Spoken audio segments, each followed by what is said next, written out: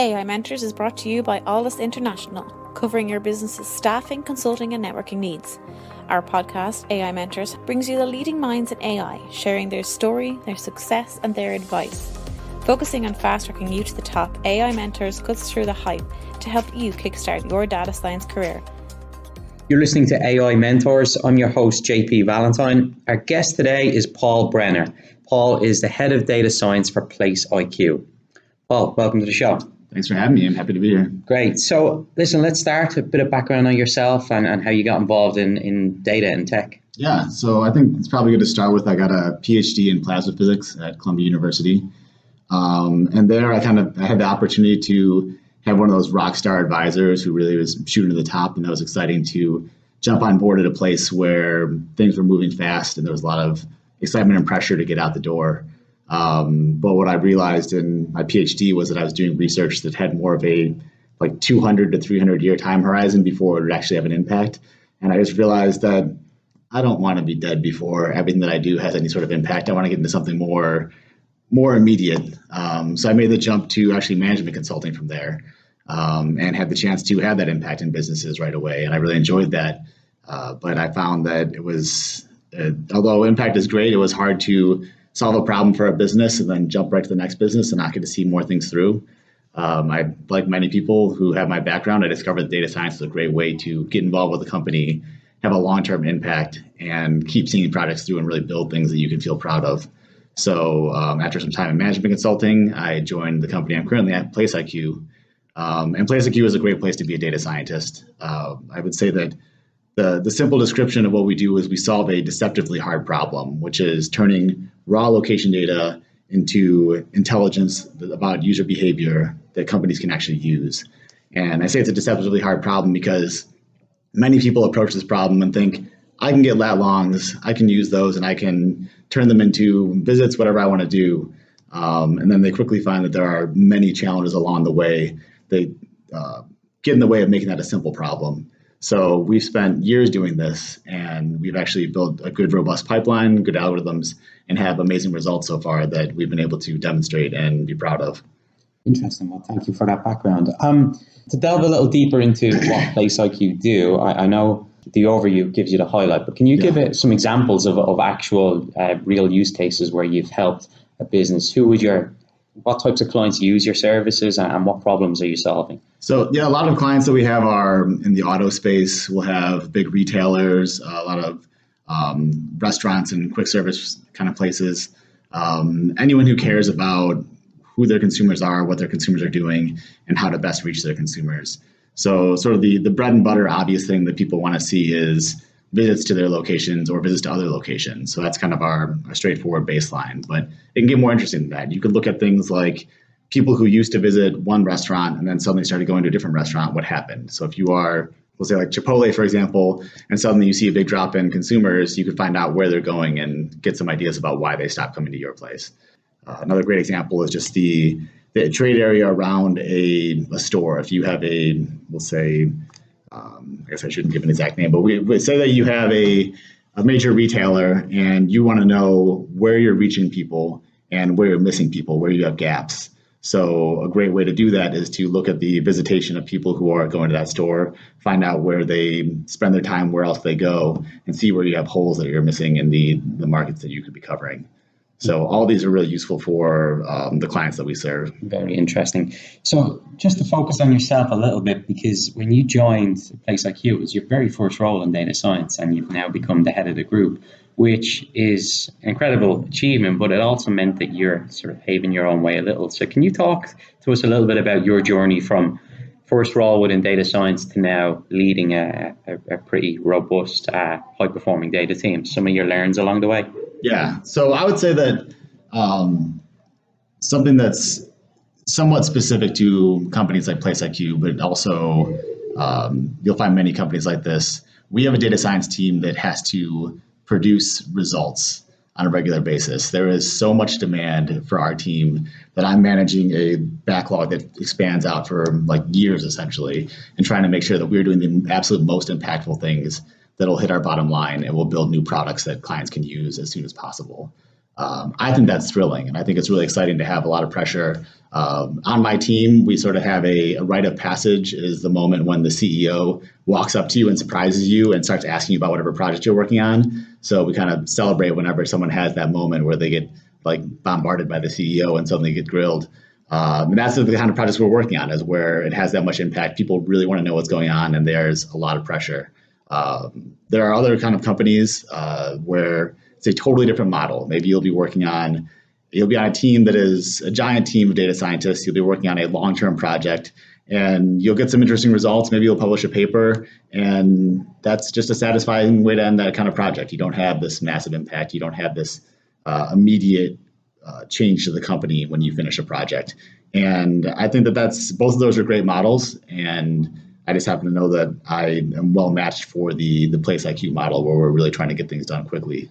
I love executing on projects, and that has been what helped me rise up here, is just by focusing on being able to get things done effectively. Yeah, it sounds like you've landed in the right company at the right time. So when you joined, there wasn't much of a data science function, was there? So there have been multiple iterations of data science in PlaceIQ. And we discussed earlier, something that I want to say is that an important thing to look at when you're considering joining a company to do data science, one of the feature things to look for is, when did data science become a part of that company? PlaceIQ is very pegged on the spectrum where a data scientist was on board from one of the first employees in the company. So ever since our beginning, we've had data science, and we had people thinking about data science and building the company to be focused on data. And that makes a lot of sense for a data company, that this would be a key role. So the data science team has gone, there was actually a time where the data science team was more of that other model I described, where it was focused on doing kind of pie in the sky research and building new ideas. And it was less of a high urgency approach. And it's evolved to where it is today, where I think we're in a pretty happy spot. Absolutely, yeah. So you and I spoke previously about different types of data scientists depending on role, and it'd be good to get your thoughts on that again, so people can understand how you see it as the head of a data science group. Also to help people to be aware of the different paths available within data science. But you've got some clear views on how to break it up and why certain data scientists work in types of organizations. Yeah, and I'd love to focus on the type of data scientists that we hire. Yeah. And I think that we all know there's the data science is becoming a broader and broader term, and there's lots of different ways that you can be successful in this industry, doing very different types of work. Specifically for our team, what I'd love to talk about is the PhD data scientist. And not because everyone needs to have a PhD to be a data scientist, but I think that everyone who is aspiring to be a data scientist should understand why there are so many PhDs in data science. And what I can tell you about in a PhD program, if a PhD program is done correctly, it should be a modestly to very terrifying experience. And I say that because there is a time that everyone hits, hopefully early in their research, where that researcher will come across a problem and think, I don't know how to solve this problem. I'm going to go and ask people for help with this problem. And they start asking, and people aren't giving them answers. Like, okay, I'm finally going to go to my big scary advisor, ask my scary advisor for help with this problem. Then you ask your scary advisor, and he or she says, yeah, it's a hard problem. Good luck solving that. And suddenly you realize that if you're going to get out of this program, you have to solve that problem. And it may be that no one in the world has ever encountered this problem or solved it before. It is, you are on your own completely. And it's terrifying, or at least it should be terrifying. And it's extremely challenging, and you just have to keep attacking it and finding a way to get after it until you can come to some conclusion that's going to get you your PhD in the end and get you out the door. And that is just such an incredibly valuable skill. And that's one way to build that skill, is to do it through a PhD. But I think it's very important to understand, if you aren't going the PhD route, that you should demonstrate to whatever employer you're trying to get hired by that you have that skill and you know how to solve an extremely hard problem with absolutely no help.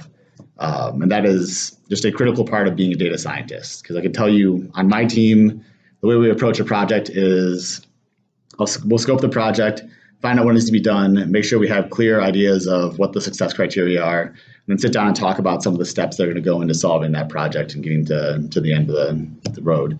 And a big part of it is, once we've agreed on those milestones and how we're going to go after it, then the data scientist who's working on it goes off, starts doing work, runs into lots of problems, and needs to be able to solve all the problems that they can.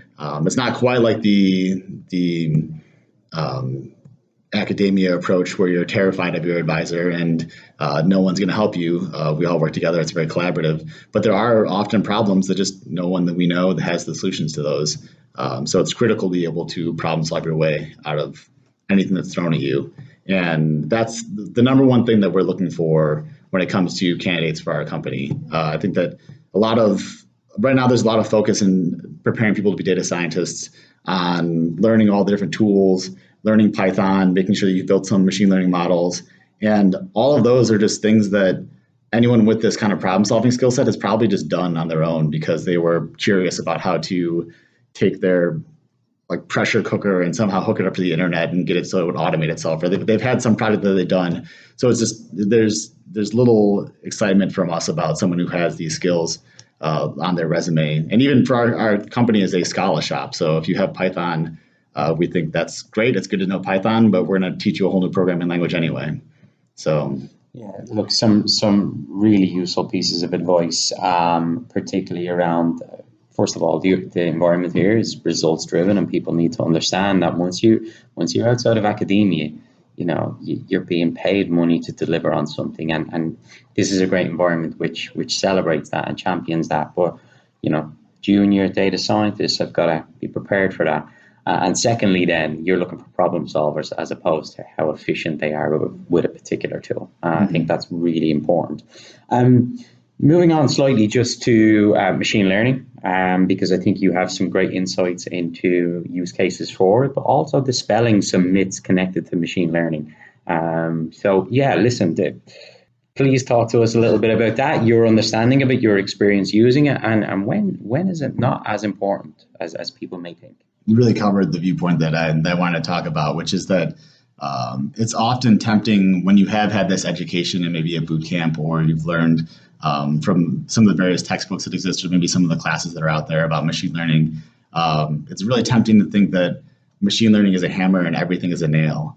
And we see that a lot, especially when we share our data with people, they'll often come back and be like, oh, we built this classifier based on your data and it didn't work well. And we're like, well, that's because it was not designed to be used as machine learning. It can be very tempting to think that whenever you have a data set that you have to figure out which type of machine learning should I use for this and which off-the-shelf package is appropriate. And what I would argue is that machine learning should actually be your last resort. So when you decide to use whatever algorithm you want to use that's from an off-the-shelf machine learning package, it should be you're using that because it is so obvious that is the right tool for the job that it just wouldn't make sense to use anything else. And then when you do that, you end up having really great results. And we certainly use machine learning across PlaceIQ in the most appropriate situations. But we also have had experiences where machine learning was put into an algorithm and we found that was totally unnecessary. We work with a lot of very large data, so it often can be very expensive on our cluster to run machine learning models that are unnecessary. We found sometimes that the requirements that went into those machine learning models were just not requirements that were actually in line with the business. So a lot of what we do, at least on our team, is design custom algorithms. And often we'll take a look at a problem and think about what is the actual need for this problem? How can we solve it? And like I said, only resort to machine learning if it is the absolute best approach and it's just so obvious that's the way to go after it. Okay, some really interesting thoughts there. I want to go a little bit deeper on this because I think it's really relevant to not just junior data scientists, but people at all levels. It's making that connection between the decision for off-the-shelf customized tools versus the PhD problem solver.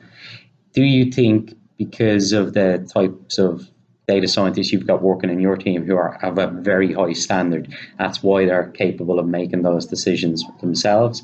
And do you think that maybe more junior or less experienced or less skilled data scientists will resort to tool-heavy decision-making? A lot of it does come down to the experience of the data scientist. I think there is certainly value in being familiar with all the tools that are out there so that when you need to decide which one to use, or if you come across a problem, you can be aware that like k-means exists. If you didn't even know about k-means, then you wouldn't know that could be the right tool to solve it. So having that familiarity with what's out there is very important. As far as that temptation to jump to a package just because it's what you're familiar with. I think that can be up and down the experience level. I think there's a very strong temptation when you are a brand new data scientist. There are all these shiny tools. You just spent all this time in school or wherever learning about how they all work. And you're like, I am so excited to use SVM because I learned all about it. I know all the ins and outs and I'm really excited to use that. And then you find out that it is not appropriate at all. And it's sort of a deflating experience.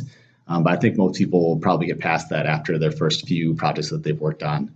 So a lot of it comes down to just what your experience is and when you've actually encountered that situation where machine learning maybe wasn't the best approach and you actually were able to be supported in your team and make the decision not to use it. Absolutely. So going back to the point you made earlier where you talked a little bit about what data scientists should look for when selecting a company. I want to go into that in a bit more detail because you can definitely offer some great guidance on that point. So yeah, just talk to us a little bit about, in your mind, what you think data scientists should be looking for when assessing a career move or an individual company. Definitely. So this is when a data scientist is looking at an individual company to work for, or maybe they'll have multiple offers and have the great situation of trying to decide how to pick between different companies. It is certainly a time to look within yourself and understand what you really want to do on a data team. So I can give you one example of a great place to be a data scientist is at a data company. That means that if you're at a data company, you are sort of the rock star of that company because you build the products and design the algorithms that are going to make that company be able to do business. And it's a wonderful way to have a lot of excitement about the work that you do. On the total contrast, you might go to a company that is a new startup that is focused on selling pants or something like that. And they might have you in there as a data scientist, and you might think like, I can do all these cool things with the data, but they just have zero interest in having a data scientist. They sort of brought you on because it looks nice to have a data scientist and they want to see what you can do. If you're there, you're going to spend a lot of your time trying to sell the work that you're doing, get people excited about it. And that is definitely a very different role for data scientists. And some people are going to want to come into data science and just put their head down and get work done and work on hard projects. Some people are going to want to get out there and evangelize for data science. It's both very important, but it's important to look at yourself and think, which one of these people do I want to be? A way that if I was to describe PlaceIQ in more detail, I would say that we are that pure data company. We've had data scientists involved since the very beginning. We have our own cluster so we can do all of our own work and do all of our own experimentation. So it's very nice to be able to code and have things work efficiently there. We're a bit more of a mature company, so we have built out pipelines. That means that we're not spending a lot of time on data munging or a lot of the tasks that you hear data scientists grumble about. We actually get very clean data and we get to work on it and solve the problems that are really deeper down the chain. So a lot of the low-hanging fruit is gone, and that means a lot of the more interesting and challenging problems exist. I think the last type of company I would mention is we talked about two types of startups. We talked about a data startup. We talked about a very not data startup. There's also a lot of companies that have been around for a long time, have a lot of really interesting data, and have a lot of distinct need for it. And it's an exciting time to be at one of those companies because there's just so much low-hanging fruit, so many ways that you could go in and change things. And it can be very tempting to go to a company like that. And I feel like when you're making the decision, if you're going to go to a large company that's been around for a long time, you have to look at yourself then and think, am I ready to play the game of playing politics, getting people excited about what it takes to get these things done? And again, really selling the work that you're doing, because you can build the greatest model. And if there's already a team of people who are doing the work that that model kind of addresses, they might not love that and they might fight you on implementing it. So it's just different types of challenges that people need to think about what they want to do. Excellent, thank you. I want to focus a little bit on the learns that you've had while building your own data team, because you've got a varied background from higher education to management consultant to straight into PlaceIQ. So can you sort of share some thoughts on what you've learned in hiring, in bringing in data scientists with different backgrounds, what's worked, what's any challenges or failures along the way that's helped you build such a high performing team? So a few things that I want to call out. One of the big things that I've seen very consistently across the type of people who are drawn to data science is that it's always worth, when they're starting and for the first 6 months maybe, just begging them to ask questions and bothering them constantly to be like, what questions do you have? I think it is kind of a stereotype of data scientists that we will fight our way through our own problems. We bring on people who are great problem solvers, so they want to fight through problems. It can be very tempting for them to just put their head down and start solving whatever problem they face when they could have just asked you and solved it within 2 minutes. So I think the big piece of advice I have to anyone who's a new manager is demand or beg or plead, get people to ask you questions and let them know if they're not asking you questions, whatever the number needs to be, once an hour, once a day, however much it is, and say you are concerned with what's going on, you want to make sure that you're being involved. So there's just no way that you can get people to ask you enough questions because that is just the nature of the data scientist. Another approach that I think is very valuable is on my team, we just have to get as much work done with as few people as possible. It is very high efficiency. There's very high demand. There's no way that we could have enough people on our team to solve all the problems that we want to solve. So it's always going to be a kind of resource constraint situation. The way that I handle that is letting my team stay focused. And I feel like my role as the head of the team is to just defend the team from anything that comes at them. Because again, we're high demand. People are always wanting to ask for X, Y, and Z from the data science team. It can be very tempting as a head of the team to say, this seems like an annoying task. I'm going to shop that out to someone on my team. But that means that you're pulling them away from the work they're actually doing. You're pulling them away from that important project that they're heads down on and disrupting them and kind of interrupting their workflow. It often ends up meaning that as the head of the team, you're doing some of the most menial and annoying tasks, but you realize that that is the most efficient way to get everything going. And it sounds counterintuitive, but it's actually been very effective. That is, there's a lot of useful points there that I think a data science manager or even somebody who has aspirations to lead a team could learn a lot from. Finally then, you've interviewed quite a number of candidates over the past few years. What are the most effective interview questions that you can ask, which will give you an insight into the mind of the data science candidate? So for our team, it's very focused. Again, I think I've told you that problem solving. A lot of what we ask is not, we don't ask hard coding questions. We ask questions in coding that just prove to us that you are familiar with how coding works and that you can, we don't even demand a language. We say like, do it in Python, do it in R, do it in Scala, do it in pseudocode, whatever you want to use. As long as you can show us that you're familiar with the basics of programming, we'll be happy with that. Anyone who's smart and who's qualified for this job is going to be able to pick up a new programming language on the job, and they have to do that at our company anyway.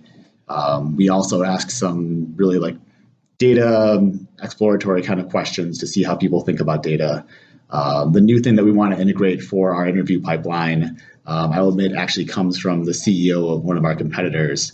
I won't name names, but if he happens to listen to this, he'll know that this is his idea. What they do is they have a written interview for everyone, and they everyone that they put through the interview process. It's not like the data challenges that are pretty common in data science. It's actually, they write like, they look at the person's resume, look at their background, understand them. And before they come in the door, they write out maybe 4 or 5 questions, send them in an email and say, just take some time and think about these questions and get back to us. Maybe they're questions because it takes too long to cover that in an interview and they want them to actually like look at the website or think about a few things. Maybe it's questions they just want to have that person have a chance to answer. And they know that some people don't think as well on their feet or they get nervous in interviews, so they want to cover it that way. So they have this written interview and they let the tables go backwards, see where they turn the tables. They'll let the candidates also write a few questions for the company and they'll respond to those written questions. And we think that's a great way to get around that bias of a lot of people who, a lot of data scientists can be very nervous in their interviews, especially if it's their first interviews. Give them a chance to really shine in a way that's not just the face-to-face interview. Listen, Paul, this has been incredibly insightful. I think PlaceIQ is clearly doing amazing things. It's exciting to see what you guys will do in the future. And a lot of great learns from this conversation, which I'm sure people will benefit from. So thank you very much. Great, thanks so much. Get the Alldus advantage. Become a member of the Alldus community and enjoy some of the following: AI meetups. Once a month, our community gathers to listen to some of the leading experts in the world of data science and AI. Our speakers come from all over the world, including Dublin, Boston and Frankfurt. We also have our AI mentors. Our experts will provide mentoring to Alldus members. And don't forget our AI in Action podcast. Each week we have guests from all over the world talking us through their education, career and more. Become an Alldus member and get the Alldus advantage. For more information and to sign up for our newsletter, log on to www.alldus.com. That's www.alldus.com. Alldus International, empowering through AI.